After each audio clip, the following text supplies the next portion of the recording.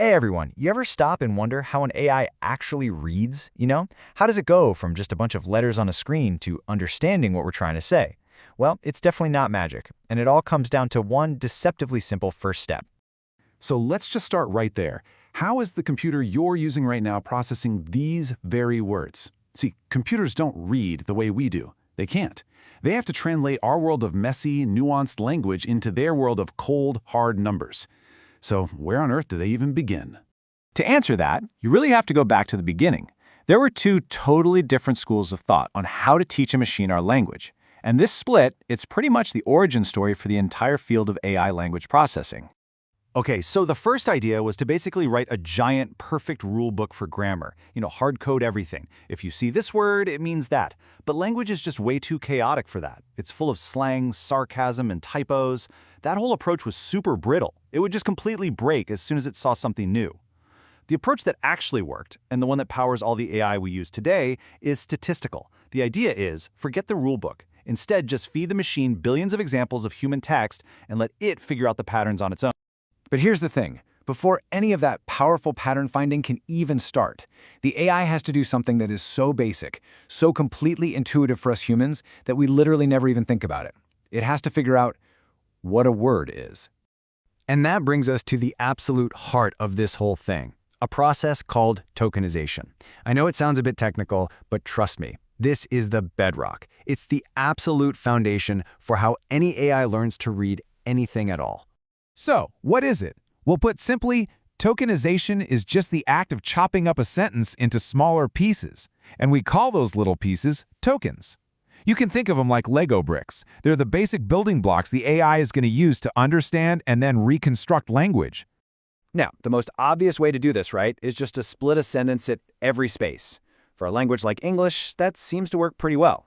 You take the quick brown fox, you chop it up at the spaces, and you get a nice clean list of words.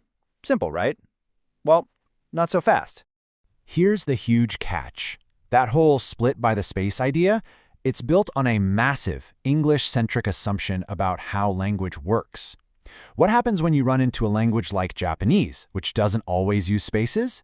Or what about German, where you can jam multiple ideas into a single super long word? All of a sudden, our simple little method completely falls apart. And this problem, this fundamental challenge, it forced researchers to get a whole lot smarter about how they chop up words. It really kickstarted this fascinating race to find better and better techniques. So first, we had that word-level approach we just saw. It's simple, but the AI's vocabulary gets enormous, and it has no idea what to do with a new word or even a typo. So then we tried the other extreme, character level, breaking the word apple into A-P-P-L-A. That's super flexible, but you lose the actual meaning of the word apple. And so, the solution that pretty much all modern AI has landed on is this brilliant compromise, subword level tokenization. The idea here is just genius. Instead of using whole words or single letters, you break words down into their most common, meaningful chunks. So a word like tokenization might become token and ization. This is so powerful because it lets the AI see that tokenization is related to the word token, and it can even make an educated guess about a brand new word like modernization because it recognizes that familiar ization piece. Now, as you can imagine, there are a few different ways to find these magical subwords. The models behind things like GPT use a method called BPE.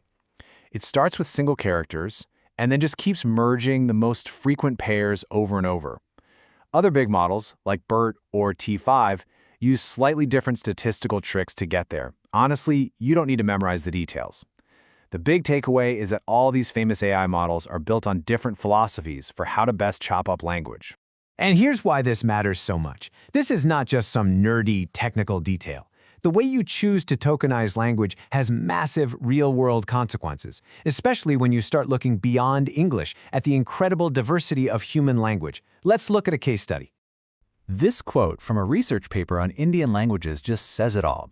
Things like agglutination, which is a fancy word for building one really long word out of lots of smaller, meaningful parts, make this a non-trivial task. And let me tell you, when an academic calls something non-trivial, that's code for this is really, really hard.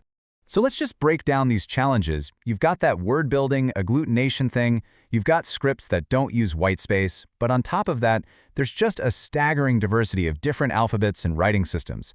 And then there's something called code mixing. This is when people swap between, say, Hindi and English in the very same sentence.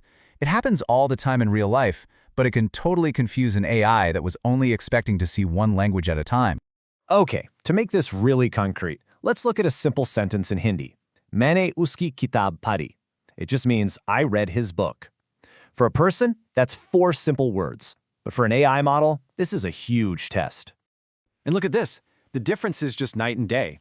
The top line is a generic multilingual model, and it just shatters the sentence into tiny, almost meaningless little fragments. It has no idea what the real words are.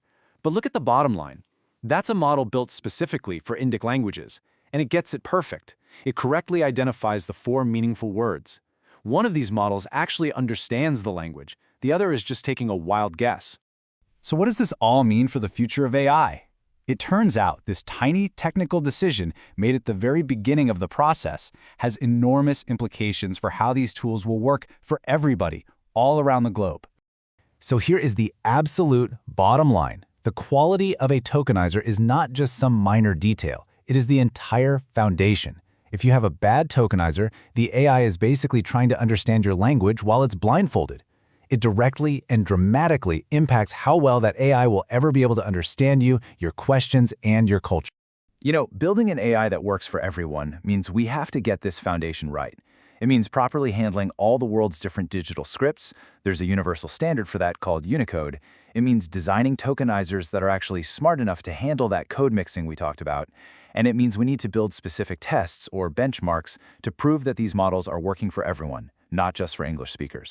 So, as we all race to build bigger and more powerful AI, maybe the real challenge isn't just about getting more data or faster computers.